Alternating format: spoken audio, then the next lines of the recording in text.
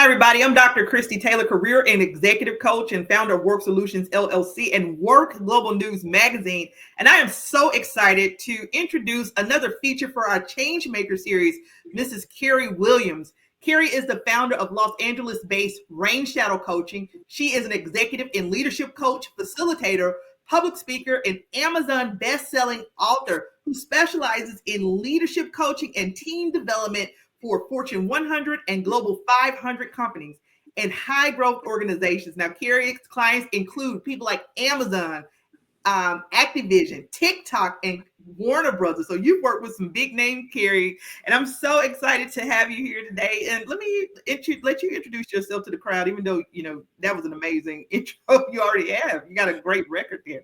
Thank you. I don't even know what I should add to that. That was pretty thorough. It's lovely to meet the audience. It's lovely to meet you. So I do executive and leadership coaching and also team coaching. As you said, I'm based in Los Angeles, California. I have been coaching for about 15 years now. I am credentialed with the International Coach Federation, and I have the Master Credential Coach level, which is the highest level you can get with the International Coach Federation. I was also the president of the International Coach Federation of Los Angeles chapter in 2022. And that was a year we managed to win a chapter of distinction award. And we also won one in 2023 when I was the immediate past president as well. So I am really embedded in the coaching world and the coaching community and the leadership development world. First, before I even ask you a question, I just have to make a comment because I love to put that on there. My executive coaches like ICF accredited executive coaching program, because I don't think that people really realize like coaching is an unregulated field, right? And it's organizations like ICF that have accredited programs or going through their actual coaching program, and you've reached the highest level in that. So that means that when it comes to coaching, not only are you the best of the best, but you also hold yourself and people that you work with to the highest level of standards. So much respect to you, Carrie, for your accomplishments in that space. Yeah, that's what I love most about ICF is that the code of ethics that we have to follow when we're an ICF coach. It holds us to an integrity standard that I think should be pretty much across the board for coaches. Unfortunately, it isn't. So, yeah, I mean, I just love that you're coming in strong with that. Now, I want to talk about your background. You have a background in casting, which you a unique perspective on recognizing potential. So, I have to ask this to somebody from like an HR perspective. Is casting like the HR of the acting world, or what is that like? And how did these experiences shape your approach to coaching leaders and high achievers today? So that is an excellent question. And casting is a little bit like HR. If all you were doing was interviewing in and out 24, Monday through Friday, 7 days a week. Talent management. It's all it is. Because what casting is you really learn to hone your judgment. You really learn to look for that unique spark of each individual. You are looking for the perfect fit for that role. And when you think about casting, I work primarily in commercial casting. So we would put a breakdown out. That's what they call it when we put like a job description out. And agents will submit their talent and talent will submit themselves. And we will literally have up to 10,000 submissions for one role. And so our job is to go, of these 10,000, here are the 50 to 100 to 200 that we're going to see in person. And we're going to put them on camera and try and get their very best foot forward. And then that goes to the decision makers, the director, the writer, the producers. And then we have a callback, which is like a second interview, right? Where they're sitting in the room with the people who are doing the picking and they do the whole thing again. And so what I love about casting is it taught me really quickly to look for the uniqueness in each individual and to help them highlight it in their literally 3 minutes of an audition so they could showcase who they authentically are. Because that's the person who books the job. The person who goes in confidently and owns the role for 3 minutes and can really authentically be themselves. The ones that don't book the job are the ones that are trying really hard to be what they think the director wants in that moment. Yeah, I'm going to take that to, this back to this question, because what I'm finding as I'm doing interviews like this is that we are taught, whether it's in college or school or society, we're reading that there is this facade that we bring with us into the workplace in terms of, yes, we all have our corporate persona, but sometimes that corporate persona is kind of like this piece of what you've been told you have to be. And so when I'm thinking about how you shape leaders and your approach to coaching. Let's talk a little bit more about, how, because you talked about that 3 minute being authentic, teaching people to be in their authentic selves. Mm-hmm. So how does your background kind of play over into how you support those high achievers to be their authentic selves in the workplace and to be the leaders that they are meant to be? Well, we do the same work, only we have a little longer to do it. So when I'm working with clients, what I am doing is helping them discover what is their unique value add. Where do they outshine everyone else? If I put them in a room with 100 other people, what would be unique about them and make them memorable? And then we also work on leveraging your strengths, right? We don't want you to ever be anyone that you are not. And I work with a lot of female executives, and a lot of times with female executives in particular, we feel like there's a specific way that we are required to show up, to play the game, to sit at that table. And so a lot of it is just shifting the beliefs that we've grown up with so that we can embrace ourselves fully and completely and show up authentically and honestly and with the highest integrity. Yeah, I love that. And I think, again, going back to being your authentic self and not being afraid to just be who you are at the table. I mean, with some caveats, we all have a professional persona, right? But, you can bring your authentic self into being. I remember, I'm a OPSO in the military, and I just remember telling my commander, my boss, would be the equivalent one time, like, here I am at this table with a bunch of guys, and I had to, and I'm like, I'm usually the only one in the room. Here I am. And I just remember him reassuring me, as I transitioned to that role. He was like, you can be your authentic self here, because obviously he recognized that potential of what I was already doing, right, which got me to the table. I think so many times we get lost in that. Now you have transitioned from being this hyper achiever and perfectionist to being an expert in stress reduction and resilience. And that goes to play in your coaching model. So I want to talk a little bit about, with all of this background and great work that you have, what really served as the basis for you starting Rain Shadow Coaching? Because tell us your story. What was that key moment that led you to shift your mindset, and how do you now help others to do the same?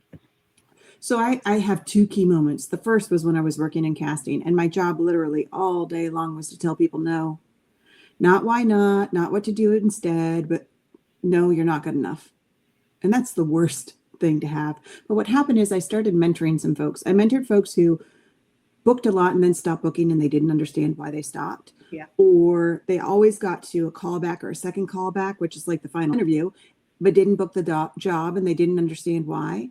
And what I knew at that point was, at that level, it has nothing to do with your skill level. You are already skilled. It has everything to do with your mindset and the goals you're setting in that room and the energy that you're bringing with you. And so I started mentoring some folks, and they started booking, and I thought, ooh, this is amazing and really fun. What else can I do? And then I started mentoring some of our employees and helped 3 of them go to open up their own businesses. And I thought, this is amazing. Helping people figure out yes instead of no is the most fulfilling thing ever. And at that point, I didn't even know coaching existed. I started doing some research, found out coaching was an actual legitimate career, started researching schools that I could go to get my credential. And that's how that started. I do a lot of work, as you mentioned, in the stress reduction and burnout world. And that is because I was a hyperachiever. And I was the kind of person that you could fill my plate up, it would be overflowing. I would still get everything done, even if it killed me. And let me be honest, it was killing me. I was 100 pounds overweight. My anxiety was creeping up. I didn't sleep well. I didn't have any kind of self-care. And this was in my late 20s. And what happened was, like many of the people listening to this podcast, I had an anxiety-induced panic attack. And I know that there are some of you listening going, oh my gosh, me too. And we are not alone. Before the pandemic, it was estimated that 1 out of every 3 of us had experienced a panic attack. And now it's up over 50% of us. And I thought, oh my goodness, I'm so stressed out that I've just kind of ignored it, and I emotionally stuffed it. And I was like, yeah, I have a lot going on. My grandmother passed away, and she was my person in this world. And I was like, keep going. And I left my job without having another job lined up, just keep going. And my now husband, boyfriend at the time, was working the night shift. And so we never saw each other and we never talked about it. And in the 10 minutes we had time together, I didn't want to pick a fight. So I stuffed it and kept going. And I also had good stress. You know, I'd lost a few pounds, which was amazing stress, but it's stress on your body. And so I had all of these stress factors and I just kept going and ignored them. And my body stopped me. And I thought, holy moly, stress is so powerful. It impacts your identity. It impacts your emotional health. It impacts your hormonal health. It impacts your workplace. It impacts your relationships. And if you don't listen to the signs, it can stop you in your tracks. And I didn't even have a particularly stressful life. So imagine if you're leading a Fortune 500 company and you have thousands of people depending on you and millions of dollars are riding on your decisions. Imagine that level of stress. And so that's when I got really, ironically, I got really excited about stress and I dove into it. And I call myself a stress geek because I think a geek is somebody who is so interested in something that they want to do a deep dive and then they're so excited about it, they want to share it with everyone. And that's how I am about stress. But I think that there is a gift to be found in that experience of having panic attacks. And I was lucky. I found a therapist who taught me some cognitive behavioral techniques. I didn't have to go on medication. I'm not to age myself, but I have not had a panic attack in probably 20 years through moves and deaths in the family and layoffs and all kinds of dramatic things. And so the gift is I did the learning. So now I can help my clients so they don't ever have to get to that point of immobility, shift their life. Yeah. And, you know, okay, if you listen to this podcast, I know y'all will get tired of me saying this same exact thing over and over again, but this is why I say I like to interview and connect with coaches, right? Because it's so different from therapists. Because I've been to a therapist too, you know, Carrie, this is the reason why I do the work that I do as a career coach, right? Because one of those things, being perfect on paper, trying to be perfect and then be perfect on paper, right? Trying to live perfect, high achiever, because I got to check all the boxes. And then I was checking all the boxes, but guess what? I checked so many boxes that at 37, I found myself sitting in front of a therapist and didn't even know why I was there. She was like, you work yourself so much to death that you work through a nervous breakdown. Like, you know, you have a nervous breakdown and keep working because to the point you don't even know. And so one of the reasons why I'm passionate about interviewing coaches like you, because you have a personal story to share. And that is so different to me than, yes, people can go to therapy because, yeah, that's a level and piece that you need, right? Even as a coach, it gets to a certain point where it's like, okay, this is outside of my wheelhouse. I need to refer this client. But when people seek you out, they're going to automatically connect with you because you have this story to share. You have these obstacles that you have overcome. And it's all of those experiences that brought you here, right? And helps you to really connect with clients. Now, you have written a couple best-selling books. You know, you have Eyes on the Prize, a kick-ass guide to setting and achieving great goals. And I want to talk to you a little bit about your great goal methodology, right? This has helped thousands of professionals set and achieve ambitious goals. And I wanted you to just kind of touch on your book and also your methodology, because what makes this so different and unique? And I already know coming into this, part of the way that you developed this process was based on your own story that you just shared with us. Yes, and based on my client stories. So during the pandemic, I went back to school and I got a master's in organizational leadership because I wanted to use some of that downturn to get better for my clients. And one of the things I did a deep dive in was goal setting. And I was kind of horrified to find out that the methodology of goal setting that we use to this day is SMART goals. Did you learn those in school? Of course. Yeah. That's SMART goals. SMART goals. SMART goals were designed in the 80s. And the creator of SMART goals fully admits that we do not use them properly. Not only that, but the generations that are coming out now have completely different needs than the needs that we had in the 80s. So what solved a problem for us in the 80s does not work for the modern goal setter. And so I was trying to use this methodology that was so out of date and out of tune and getting frustrated for my clients when it didn't work for them. And they didn't understand why, and I didn't understand why. And so I started looking into the details of what makes a goal more likely to be achieved. And it starts in the way you set the goal before you even take one step towards action. It starts in the elements that you include when you set that goal. And so then I tried to see if we could break it down to make a methodology. And what I figured out is if you include certain elements in your goal when you're setting it, you are 3 to 4 times more likely to achieve it, regardless of the action you take later. So GREAT really quickly stands for genuine, means it needs to be self-motivated and you have to want it and need it authentically. Reachable, which means given what you're willing to invest, is it possible to reach this goal? Mm-hmm. Exact, be as specific as possible. The who, the what, the when, the where, the why. And that's a trick question because the who should always be you. If the who is in your goal is someone else, you're in trouble because we cannot control someone else. The A stands for affirmative. And I mean that in twofold. I mean, it needs to be something you're working towards instead of something you're trying to avoid. And we want to use powerful affirmative language when you set that goal. So the rule when I was learning coaching was you set a goal like you've already achieved it. That didn't work for me because, so for example, Dr. Taylor, if I was to say, my goal is to be a millionaire, and I said to you, I want to be a millionaire. What do you take from that statement? Do you believe me?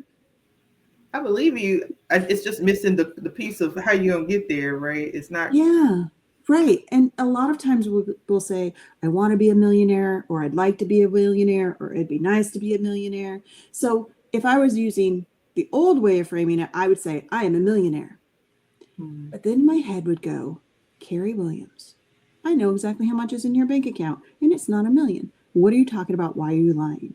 So sometimes if we frame it like it's already happened, we create an internal conflict for ourselves. We do not want that. So we want to frame it in a positive, powerful way that is still embedded in truth. So instead, I would say, I will be a millionaire. Not I want, not I'll try, not I hope, not I am, because I'm not yet, but I will be there. And I don't know if you noticed, but my whole tone changed when I said I will. It's centered in a way that felt more powerful even to me. It sounds, similar to a principle I've heard before about harnessing the power of yet, right? Because wrestling with yourself. Now, I am of the I am mindset. I am that I am because of some of my beliefs, right? But I think, and because I am of that mindset and know the teachings behind is a portion of even just the church I attend and the foundations of positive psychology, I know how hard it is to wrestle with that, telling yourself the I am when you're looking at the reality of what is really existing. There is that battle that you talk about, Carrie. And so the principle that you're teaching here is really tapping into the power of the yet, because I am sure that along the way, you're also telling your clients, like, celebrate those small wins that, as you know, I will be, right? Which is the power of yet. Celebrate those small wins, and that helps to boost your confidence. So yeah, and I'm telling you, for years, and I still, because I've been of the I am mindset for so many years, I still practice that. But when somebody introduced to me that power of yet, which is kind of like what you're leaning towards, it helped to make it so much more rational and achievable, right? Because it's like, it took away that battle and just taught me to really just to be and really embrace this moment of I'm not there yet. I'm not a millionaire yet, but I will be, right? So I love this model that you have. Well, it's not even my model. So I think the not yet idea comes from Carol S. Dweck's book, Mindset, which I highly recommend anyone read. It's not a hard read, and it's really powerful. And that's one of the things that as coaches we do is we try and get our clients into that growth mindset stage where No, I'm sorry. No, go ahead. And so I love, she pioneered that concept of not yet. In fact, she used it with high schoolers, if I'm remembering the story correctly, in the inner city. They brought her in and they said, we have so many kids flunking out of school.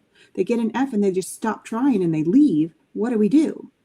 And the only thing she changed after doing a bunch of research, instead of an F on the report card, they got a not yet. Oh, I love that. I have to look into that because I didn't know the research behind it. It was just a new concept that was interesting to me because I've been the I am for so long, right? use the positive psychology. And I think so much of what happens with positive psychology is that if you don't see that in a realistic perspective, like the way that you're presenting this through that great goals model, people can run off a mountain, end up, drowning themselves with these unrealistic expectations, because your mindset has to be rooted a certain way to really to embrace these conceptual ideas of I am, because you have to be able to manage your mindset to be at that level to take that for what it is, right? I agree. Here's the tricky thing too, though, because I struggle with this. I'm very pragmatic and literal. So if I'm telling myself I am, and I know it's not true yet, sometimes not yet is not enough for me. And so I have a technique that I use called act as if. Mm-hmm. So in this scenario, if I was to say, I am a millionaire, not yet, I will act as if I am. If I am acting as if I am a millionaire, what is the choice I will make today? What is the step I will take right now? And so you don't have to believe necessarily. Ultimately, your coach wants you to get to the point where you believe it. But in the beginning, that belief might be so far away from you that you can't embrace the belief of you that you will get there. But you can embrace I'm going to act as if I will be there. And if I was going to act as if that were true, what would I do today? Yeah, I love that. I love that you give all of these practical tools, because I think that so many people, and the reason why I'm connected with this conversation so much, because I'm a coach, but my specialty is career, right? Mm-hmm. And I focus on mindset, but I also delve into the positive psychology. So many pieces of what you're talking about resonate with me when it's time to just get people off that hamster wheel. So you have like strategies to address the in-betweens of if somebody's not there yet, right?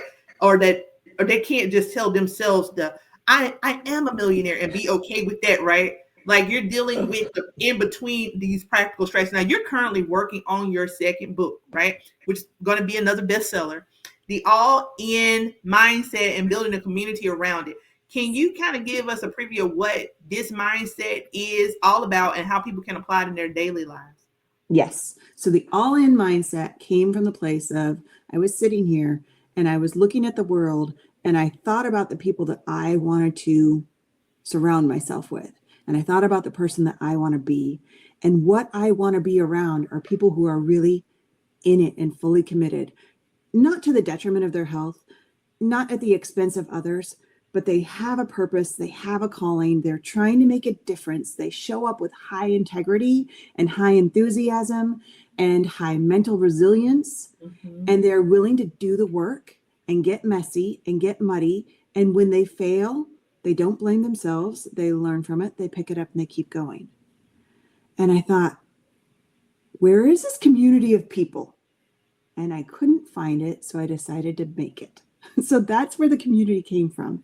So the all-in mindset is really about the people who aren't waiting until they feel motivated to do something, because motivation is fleeting. Motivation is based on emotion. Emotions change and they are fickle.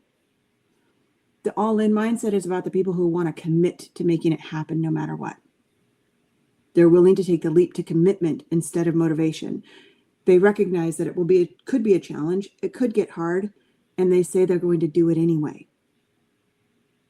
They're the people that find the gift in the crisis and in the chaos and in the setback, and they get stronger and they learn from it and they try again with excitement and enthusiasm. And I think the excitement and enthusiasm is important, Dr. Christie, because so many of us will pick ourselves up and we go again, but we do it with gritted teeth and white knuckles. We're like, I'm going to do it because I said I was going to do it, and it's going to, But there is something about that eager willingness that the all-in mindset provides that makes the journey easier. We talked a little bit about, we give you guys copies of these recordings, right? And that is such a soundbite right there. So you come back to this, and I just was listening to you, and that was just such a moment right there. That little piece you just shared about, it's not about just getting up and keep going into the battle, right? It's about your mindset, because when you're doing this with gritted teeth, it can make it hard, but you're not. And also doing this with just like, you want to be positive, but you also want to be realistic at the perspective. And that's what I really love about, your approach to goal setting and how it comes to, giving people multiple options for managing processes and managing challenges. I want to tap into, because we're running out of time here, but I got a couple more questions to ask you. You know, leadership, it is a central theme of your coaching, and Mhm. you are also a strong advocate for mentorship, and you've had the opportunity to work with companies like Amazon, TikTok, and Activision. And so what are some of those top traits that you believe make people competitive, and, you know, and how does that play into your overall approach with, you know, building leaders and mentoring? So we've talked a lot about my overall approach. It's going to be an easy guess for you that I lead with mindset first. Mm-hmm. The study that came out of Google years ago, when they were looking at all their tech folks and they wanted to see what made the most successful leaders the most successful, and they were kind of shocked when they got the answer back, because 8 out of 10 of the leading character strengths and traits were all soft skills. And for those of you listening and not watching, I am doing air quotes around soft skills. It's all emotional intelligence skills, Mm-hmm. right? So it's understanding yourself. It's understanding your emotions. It's being able to regulate your emotions, recognize when you're being triggered, talk yourself down, being able to stay calm in crisis and confident in crisis. And then it is mental resilience.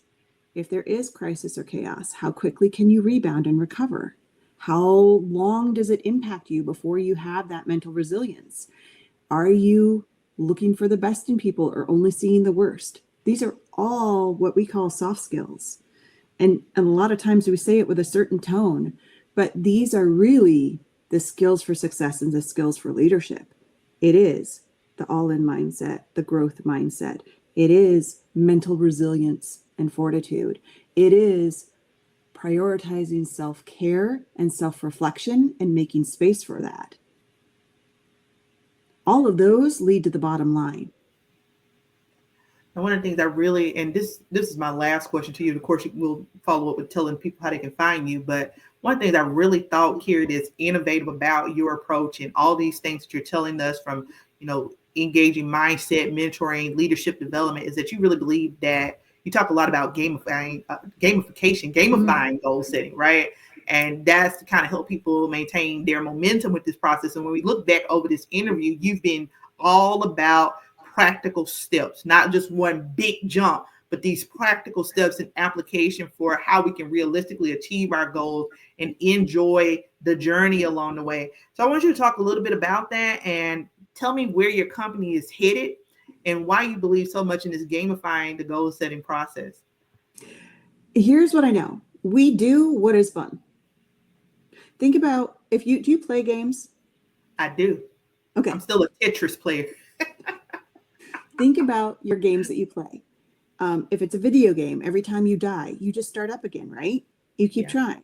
If it's a board game, even if you lose, you pull it out the next Sunday to play with your family. My family was big into card playing. We played May I and Canasta and Oh Hell, and we played all the time. And what we learn about games are, one, we will keep coming back and we will keep trying, even if we fail, if it is fun for us. Two, it needs to be challenging, but not so challenging that we don't think that we can win. And three, there needs to be a reward system, because reward system hits our serotonin and our dopamine. And so we get a happy hormone response. And so that is a reward for our body to want to win again. These are elements that we can incorporate into our regular life. It doesn't just have to be when we're playing a game. And so I try and incorporate all of these elements in not just goal setting, but even things like for solopreneurs who have to be client creators. I've created an entire gaming system on how to get clients for your business. And it consistently works because we make it fun. Client creation for folks that are like coaches and therapists tends to be one of the hardest parts of the business.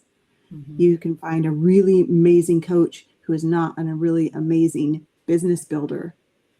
But if you can tap into the game and their strengths and leverage those, they create sustainable practices. Wow. This has been just a fantastic interview, and just an opportunity to connect with you, just being a change maker, not only in the lives of the people that you coach, but here you just mentioned that even you're an impactor for the coaches who coach, making sure that they're being connected with the right clients. So we talked about your process, your books that's coming out. Is there anything else, Carrie, that you want to share as final words of wisdom? We always like to say, whether somebody's listening to this today, tomorrow, 10 years from now, what is that one piece of advice that you want to give people that's, that's kind of eternal, right?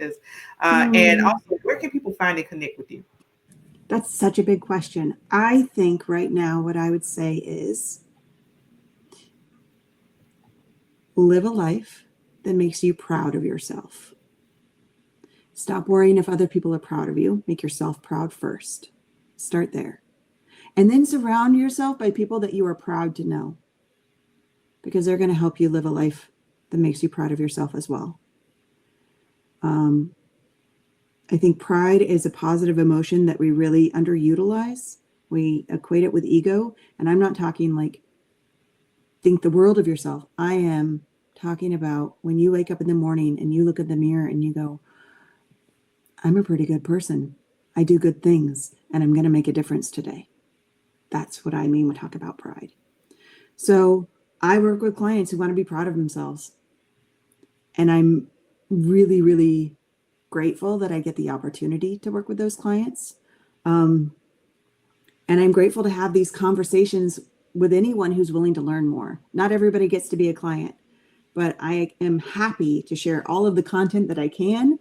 That is what the book that I wrote, the Eyes on the Prize book, is all about. It's like having a coach in your pocket. And I designed it for people who really couldn't afford to work with me or didn't have the opportunity to work with me, but they can take the lessons, and it's part learning and part exercise book at the same time. So you can self-guide yourself through this. But I am open. If anyone wants to have a conversation, please reach out. You can join the online community. It is a newsletter community right now. It is expanding to become more of an interactive community. It is free of charge. Reach out to me and have a conversation if you want to know more about the book, goal setting, coaching in general, coaching for yourself, coaching for your team. Please reach out. My email is Carrie, Carrie, at rainshadowcoaching.com. And you can find me on LinkedIn, but I'm always happy to have a conversation. Well, Carrie, this has been fantastic. Thank you so much for joining us today. And thank you guys for tuning in. Remember, you can check us out on WORxGlobalNews.com. That is WORxK globalnews.com or WORK Global News. We made it 2 easy ways to access the site. And, we'll have a great article about Carrie and her work. And this also will be accessible on our YouTube, Facebook, and LinkedIn channels, and coming soon to our Spotify network. So we're so excited. And thank you for joining us, Carrie. And thank you guys for tuning in, and have a great day. Thank you so much.